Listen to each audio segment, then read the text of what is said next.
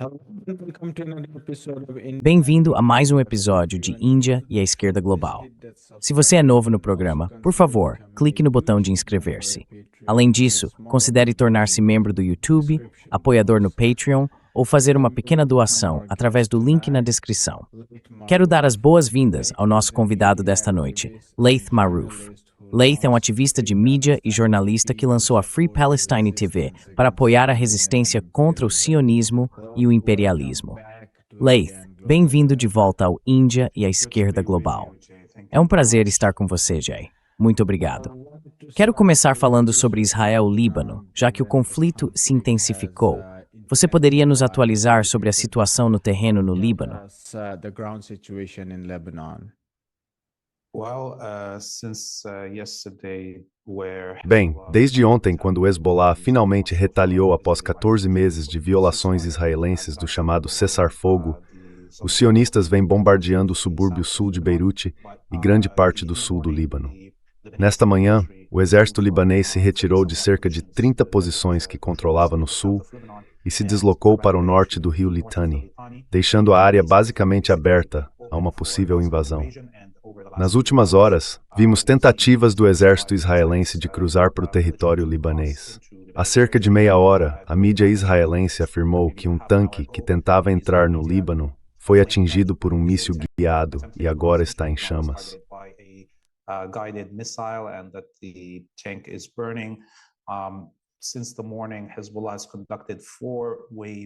Desde a manhã, o Hezbollah realizou 4 ondas de mísseis e drones, todas anunciadas por seus canais oficiais, tendo como alvo posições militares israelenses nas colinas de Golã, na Galileia setentrional e no Vale de Hula, aquela estreita faixa que se projeta do norte da Palestina para a área entre a Síria e o Líbano.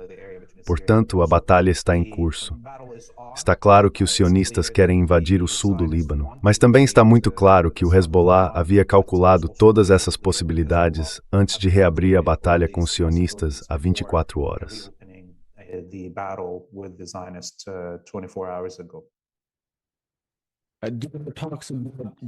Durante as discussões sobre a invasão terrestre e a resistência a ela, você poderia comentar se Israel tentaria ou seria capaz de realizar uma invasão terrestre e quais seriam as prováveis consequências ou a estratégia do Hezbollah para combater isso?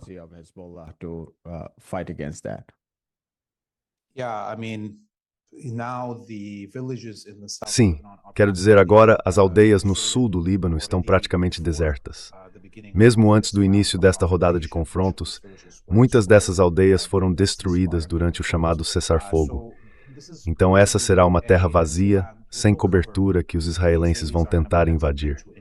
E claramente isso os torna um alvo fácil para qualquer resistência no terreno. Isso fica evidente com aquele tanque sendo atingido diretamente por mísseis guiados e as bases da linha de frente ao redor das fazendas de Sheba, aos pés das colinas de Golã, sendo bombardeadas nas últimas horas. Isso mostra que a resistência, o Hezbollah, está pronta e tem um plano.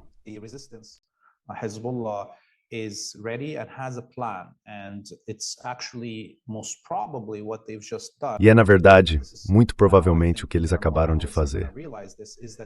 Acho que cada vez mais analistas vão perceber que eles atraíram os israelenses para mobilizar 100 mil de suas reservas para serem posicionadas na fronteira com o Líbano e tentar invadir o sul do Líbano imediatamente, enquanto suas linhas de suprimento do centro e do norte da Palestina estão sendo bombardeadas tanto pelo Hezbollah quanto pelos iranianos. Então teremos um exército encurralado, 100 mil soldados sem rota de suprimento, invadindo um território sem cobertura. Acho que veremos um grande número de soldados israelenses sendo eliminados se os sionistas realmente decidirem tentar essa invasão insensata do sul do Líbano.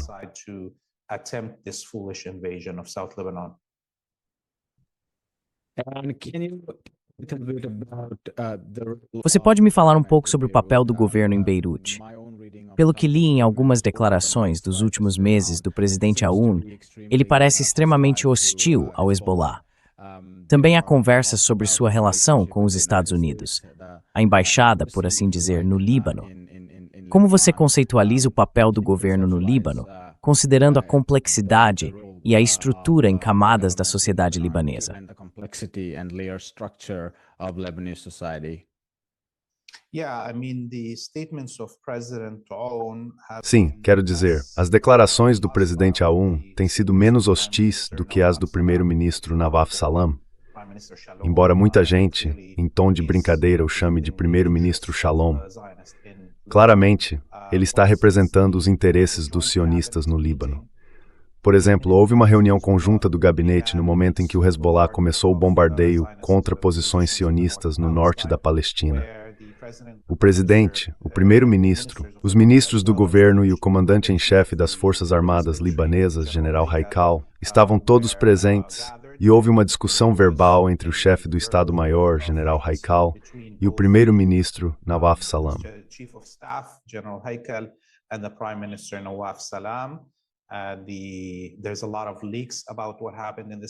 Houve muitos vazamentos sobre o que aconteceu naquela reunião de gabinete. Isso foi publicado e discutido na mídia libanesa nas últimas 24 horas. No plano inicial que o general Haikal apresentou ao gabinete, o exército libanês deveria defender o sul do Líbano e coordenar seus esforços de defesa com a resistência no sul para garantir a proteção desses territórios. O que estamos ouvindo agora, a partir desses vazamentos, é que o primeiro-ministro Nawaf Salam estava gritando com o chefe do Estado-Maior, dizendo que não permitiria que o exército libanês perdesse nenhum de seus soldados, defendendo o sul do Líbano por causa das ações do Hezbollah, como ele as descreveu.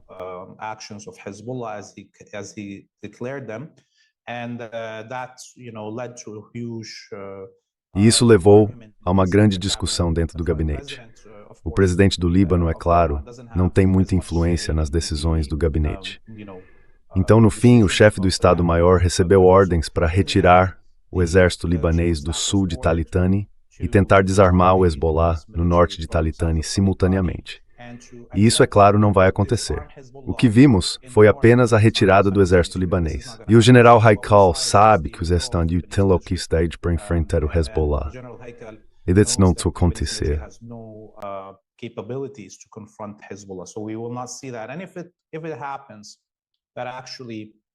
E se acontecer de alguma forma, durante essa batalha, o exército libanês tentar confrontar o Hezbollah, poderemos ver, pela primeira vez, o Hezbollah assumindo o controle do governo. Algo que ele se recusou a fazer desde o ano 2000, quando libertou o país. Eles se tornaram o único movimento de libertação na história que libertou um país e não assumiu o controle de seu governo. Agora, em meio a esta guerra regional pela sobrevivência e existência, em que o chamado inimigo da humanidade, o império pedofílico e canibalístico e sua colônia, está matando e eliminando líderes do eixo da resistência, pessoas eleitas politicamente, chefes de Estado, chefes de governo e comunidades religiosas, acho que podemos estar vendo o eixo da resistência também recorrer a isso.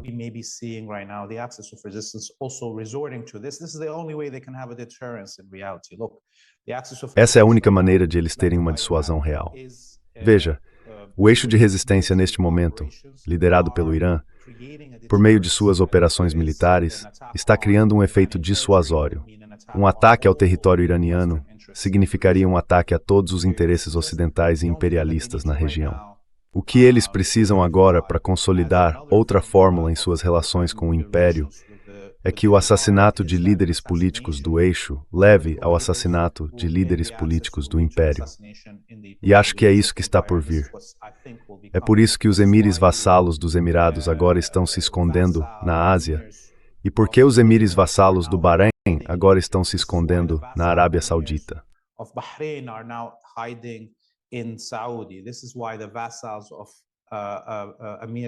É por isso que os vassalos do Kuwait também estão se escondendo na Arábia Saudita. Todos estão com medo de serem eliminados a qualquer momento pelo eixo da resistência. Os países que acabamos de mencionar, os Emirados, o Bahrein e o Kuwait, na minha opinião, estão à beira do colapso como estados, diante da ausência desses líderes e da falta de qualquer defesa militar americana real. Sei que me estendi na resposta, mas, dado todo esse contexto, Se o governo libanês continuar não apenas evitando defender o território libanês, mas de alguma forma passar a confrontar diretamente o Hezbollah, acredito que deixará de existir no momento em que fizer isso.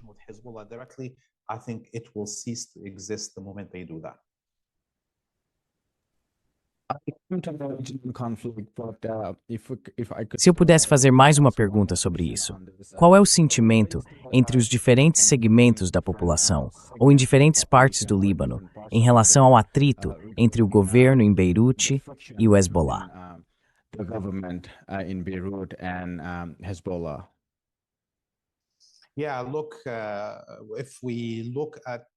Sim, veja, se olharmos para a composição populacional do Líbano, perceberemos que pouco mais de 50% da população é xiita. E são essas as pessoas que sofrem diretamente por causa das campanhas de bombardeio indiscriminado dos sionistas e das ordens de evacuação.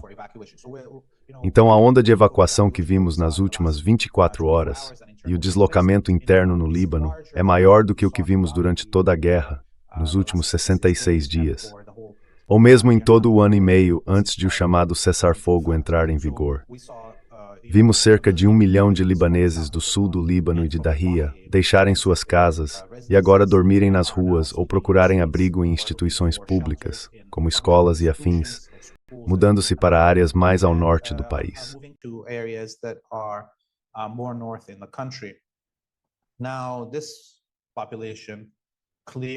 Agora essa população está claramente pronta para se sacrificar, para defender sua pátria e vingar os assassinatos de Said Hassan Nasrallah e do Ayatollah, a mais alta autoridade religiosa do islamismo xiita. Não há dúvida disso. Então, se acrescentarmos a isso a grande maioria da população não xiita, tanto cristã quanto sunita, eles estão observando, enquanto os Estados Unidos e o Império como um todo, o Império Sionista como um todo, realizam ações genocidas, seja dentro de Gaza, Líbano, Síria, Iêmen ou agora no Irã, com ataques deliberados contra a mídia, hospitais e escolas, e os massacres que vimos na escola de meninas no sul do Irã. Essa população também acabou de ver o que aconteceu na Síria, com o culto da morte wahhabita sendo levado ao poder pelos sionistas.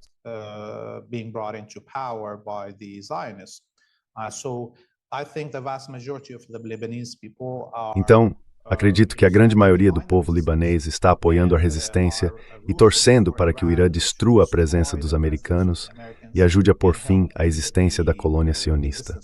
Não há dúvida disso. Agora tudo está exposto globalmente.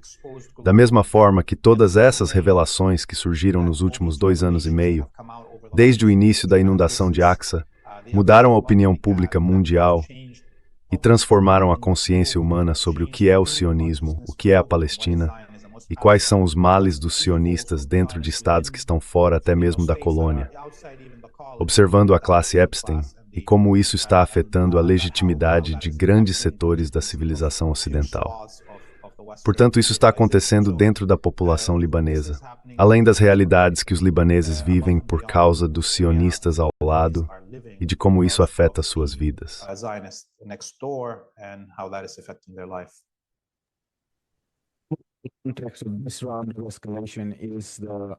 O contexto desta rodada de escalada é o conflito entre o Irã, os Estados Unidos e a entidade sionista. Então talvez você tenha fragmentos do aspecto regional.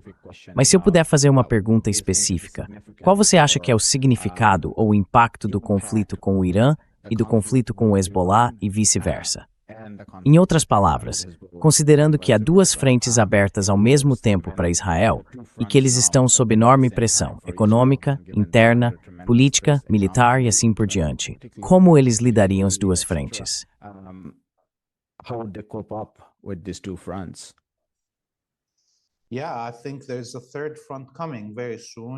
Sim, acho que um terceiro front está surgindo muito em breve. Acredito que o Ansarullah no Iêmen vai se juntar. Não tenho nenhuma dúvida disso. Já faz 48 horas que o Hezbollah iraquiano e a resistência em geral no Iraque vêm atacando posições americanas e praticamente destruíram a presença dos Estados Unidos ou de Israel na região do Kurdistão, além de uma base de espionagem americana em Bagdá. Então, estamos vendo agora até mesmo a resistência iraquiana começar a mirar na presença americana dentro da Jordânia, junto com a presença francesa e britânica lá, assim que esse fronte estiver suficientemente enfraquecido.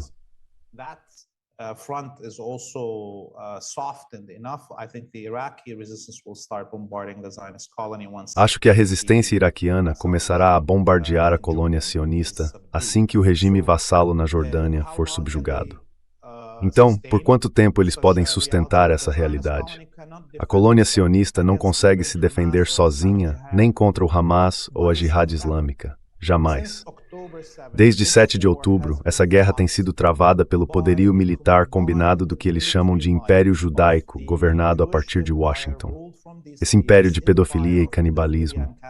Isso inclui todos os países do Golfo, todos os países europeus, grande parte da América Latina e da Oceania.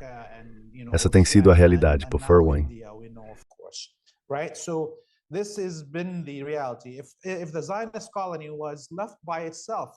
Se a colônia sionista tivesse sido deixada sozinha para lutar apenas contra o Hamas, ela teria deixado de existir em novembro de 2023. Então, como está se saindo agora, quando todo o eixo da resistência ataca em conjunto, algo que nunca havia acontecido antes, acho que está na pior posição de sua história. E considerando que muitas das camadas de defesa aérea estendidas pelo Império, de Erbil até os Emirados Árabes Unidos, foram destruídas, as defesas aéreas dentro da colônia sionista estão agora em seu ponto mais fraco. Estamos vendo armas atingirem seus alvos hoje em um ritmo que antes levava 10 dias de combate durante a guerra de 12 dias.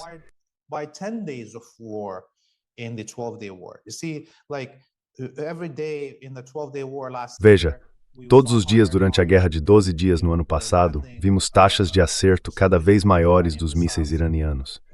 Bem, hoje, no terceiro dia desta guerra, já estamos vendo as mesmas taxas que víamos por volta do 10º dia naquela época. E considerando que os Estados Unidos não conseguiram usar, ao que parece, suas defesas aéreas baseadas no mar, neste momento, eles recuaram porque o Chipre foi atingido pelo Irã e pelo Hezbollah, segundo os sionistas. Nas últimas 24 horas, houve 4 ondas de ataques contra o Chipre. Esse é o centro logístico de todos os esforços americanos no Mediterrâneo Oriental. Neste momento, os destroyers e o porta-aviões, o Gerald Ford, que estão no Mediterrâneo Oriental, estão recuando para trás do Chipre.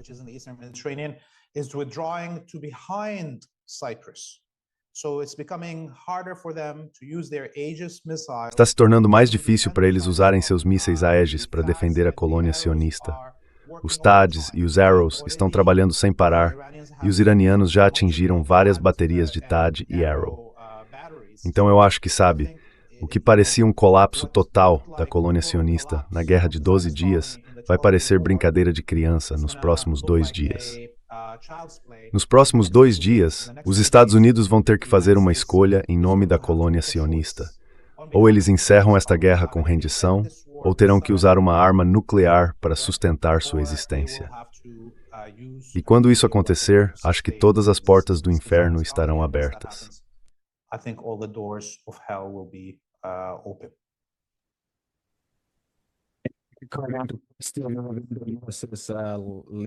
Você pode comentar sobre isso. Lincoln está em retirada no Oceano Índico. Eu queria te fazer uma pergunta mais ampla sobre se este é um momento significativo, o começo do fim do Império dos Ethauras na região. Ou, se pensarmos na região em termos de Império Ocidental, já faz pelo menos um século. E a enchente Pérsia-Alasca foi histórica nesse sentido, pois a partir daquele ponto, a resistência na Palestina passou a estar notavelmente ligada às ações dos Ansar Allah no Iêmen. A resistência no Líbano sempre existiu, mas houve um movimento crescente que se conectou de forma espetacular. Quero dizer, ela sempre existiu, mas veio à tona e se tornou visível para todos. Você poderia compartilhar suas reflexões sobre essa série de eventos dos últimos 2 anos e seu significado para a região em termos de fim do imperialismo ocidental e do sionismo?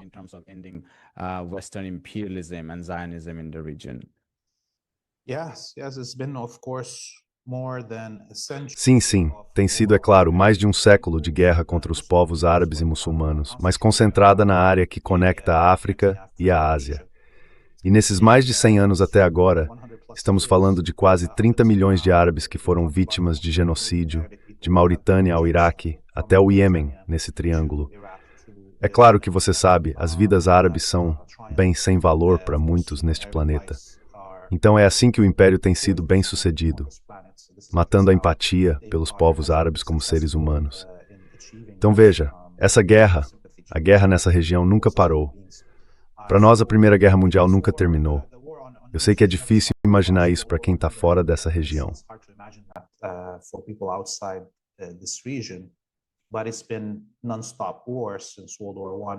Mas tem sido uma guerra ininterrupta desde a Primeira Guerra Mundial, e agora estamos finalmente chegando a uma espécie de clímax dessa guerra de 100 anos. E você sabe, 7 de outubro, e os gênios que planejaram o 7 de outubro, mudaram o mundo, não apenas a região. Esses gênios que planejaram o 7 de outubro sabiam que muito provavelmente não viveriam para ver a conclusão do 7 de outubro.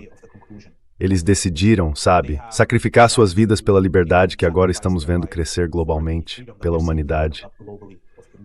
E eu acho que, sabe, eu sei que estamos em uma plataforma de esquerda comunista, mas às vezes é difícil não ver o divino no que está acontecendo na resistência do povo da Palestina, do povo do Líbano, do povo do Iêmen e do Irã, e assim por diante.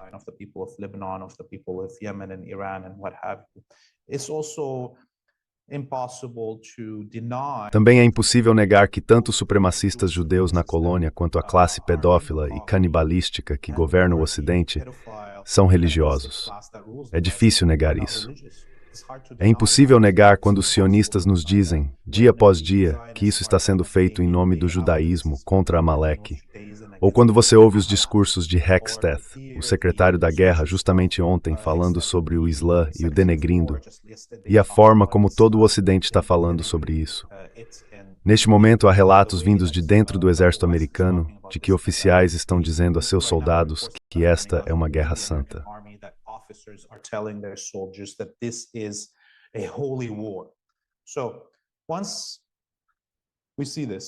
Então, quando vemos isso e percebemos como, mesmo que o Hezbollah, por exemplo, não estivesse preparado ou não tivesse sido informado de que o 7 de outubro iria acontecer, ou que o Irã não soubesse que isso aconteceria, ou que os iemenitas não soubessem, e quando vemos como a liderança de todos esses membros do eixo da resistência decidiu, de alguma forma, defender Al-Aqsa, a bandeira e os palestinos do genocídio em Gaza, a qualquer custo, e como as coisas se desenrolaram, e como cada sacrifício que nos deixou, a toda a humanidade, cada vez mais tristes, também despertou repetidas vezes partes da nossa humanidade.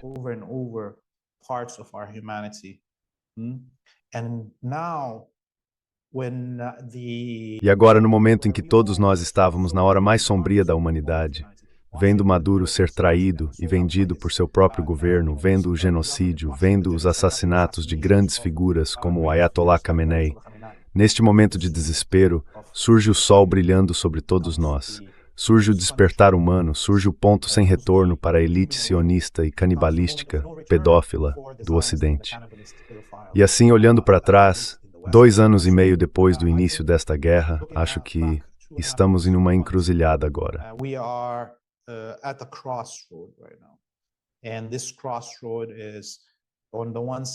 E essa encruzilhada é, de um lado, composta pelos membros e nações do eixo da resistência, dispostos a sacrificar sua própria existência para pôr fim ao sofrimento do povo palestino e da humanidade em geral e para libertar a todos nós. E do outro lado está a guerra eterna, a escravidão eterna, a morte eterna para nossos filhos. Portanto, a humanidade terá que fazer uma escolha. Nós estamos prontos aqui. Nossa liderança está pronta aqui. Nossos guerreiros estão prontos aqui para se sacrificar. Não apenas por sua própria libertação, mas pela libertação da humanidade. E o restante da humanidade precisa se perguntar, está pronto para agir e se salvar? Ou quer ser escravo para sempre?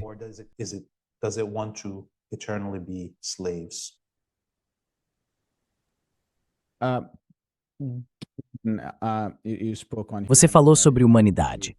Gostaria que também tivesse mencionado um pouco sobre os ataques em Minab, na província de Hormozgan, no sul do Irã, que mataram mais de, Bem, acho que as novas estimativas apontam para mais de 150 pessoas. E a feiura do que aconteceu, considerando a propaganda sobre a decapitação de bebês na Operação Alaska Flood, toda a propaganda do Afeganistão à Líbia, ao Irã e ao Iraque sobre a liberdade das mulheres no Ocidente, e o silêncio do New York Times e do Washington Post. Você poderia nos contar um pouco mais sobre o que sente em relação ao que fizeram no Irã? What they did in Iran. Sim, eu estava assistindo algumas horas de transmissão ao vivo do Irã, o funeral em massa de cerca de 180 crianças. Momentos muito tristes. Claro, os sionistas também atacaram uma quadra de vôlei feminino, matando todas aquelas jovens que estavam jogando. Eles também atingiram vários hospitais, um deles sendo o Hospital Gandhi, em Teherã, que leva o nome do grande libertador da Índia. E isso vem acontecendo, é claro, há 2 anos e meio. Os principais alvos de Israel e do Império como um todo são hospitais, escolas e a mídia. Vimos os ataques ao complexo da mídia oficial do governo iraniano em Teherã na noite passada.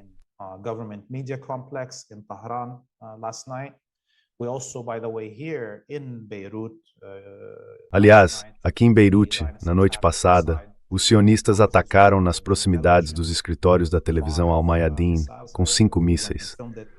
Nós fomos lá e filmamos, e o segmento deve ir ao ar hoje na Free Palestine TV.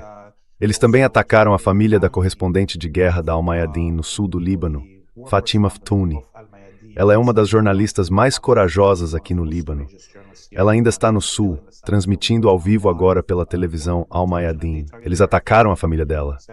7 membros de sua família foram mortos, martirizados. É assim que os sionistas imperialistas estão agindo. Eles acreditam em vencer militarmente.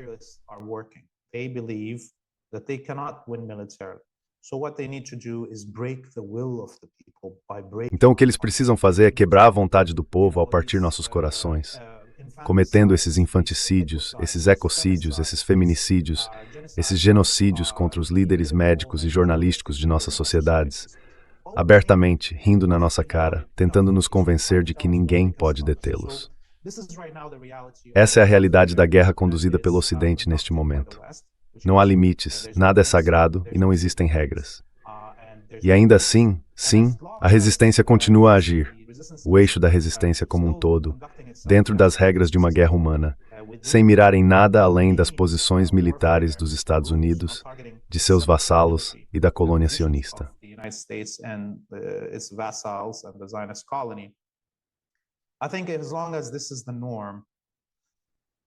Acho que, enquanto isso for a norma, os sionistas continuarão a atacar civis. Dói-me dizer isso, mas acho que os hospitais na colônia sionista devem ser arrasados. Dói-me dizer isso, mas acredito que as sedes dos meios de comunicação israelenses e dos meios de comunicação imperialistas na região, seus escritórios, devem ser destruídos com seus ocupantes dentro, a fim de criar um efeito dissuasor. Enquanto não houver uma dissuasão que diga, se você fizer isso, eles farão o mesmo, eles continuarão a priorizar alvos civis, pessoas de sede de sangue. Porém, precisamos criar uma dissuasão equivalente nesse aspecto.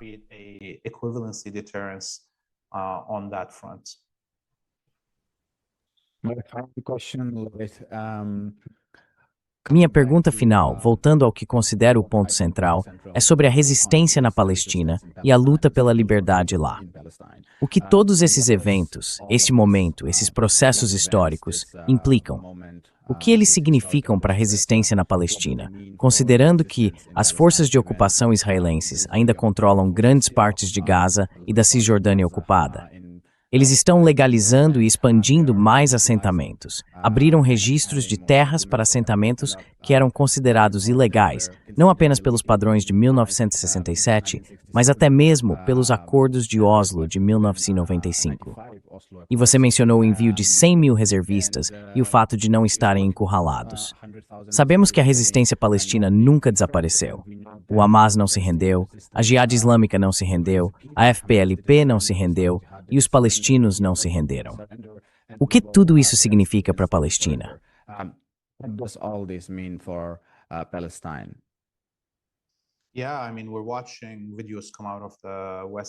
Sim, quero dizer, estamos vendo vídeos vindos da Cisjordânia nas últimas 48 horas mostrando esses extremistas judeus supremacistas atacando vilas palestinas, invadindo as casas das pessoas e atirando nelas enquanto o exército israelense os protege. Claro, isso já é algo comum há algum tempo, mas agora nessas condições esses supremacistas judeus se sentindo impotentes diante de verdadeiros guerreiros e exércitos de verdade, como na luta contra o Irã, eles estão mirando em civis desarmados em vilas remotas da Cisjordânia para extravasar sua frustração e se sentirem como homens. Então isso está acontecendo. E a resistência, acredito, na Palestina está esperando o seu momento.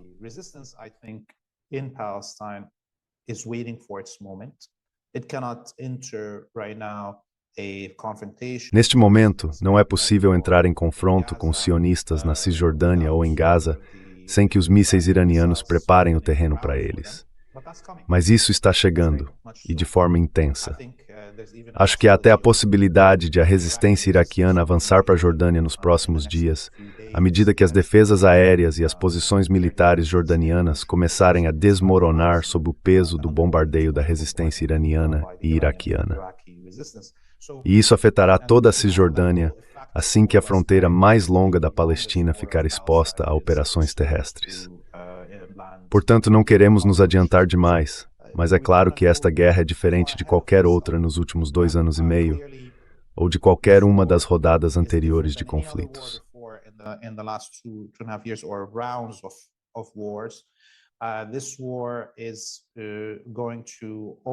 Esta guerra vai abrir possibilidades que não estavam disponíveis em outras fases desta batalha.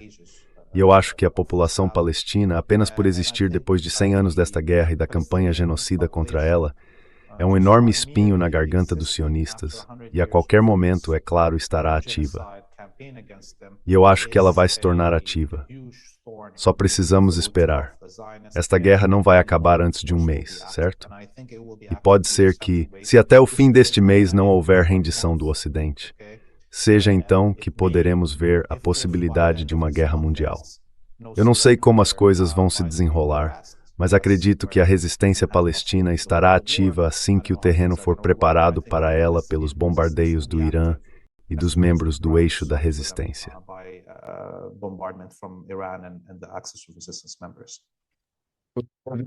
Como sempre, muito obrigado de tempo.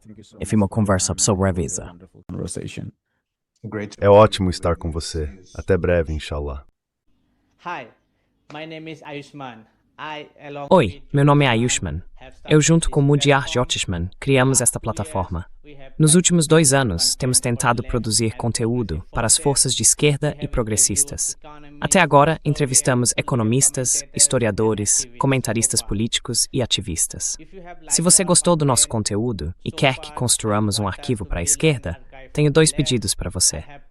Por favor, considere fazer uma doação para a causa. O link está na descrição abaixo. E, se não puder, na mal, estranho, você sempre pode curtir e compartilhar nossos vídeos com seus camaradas. Por fim, não se esqueça de clicar no botão de inscrever-se. Finally, don't forget to hit the subscribe button.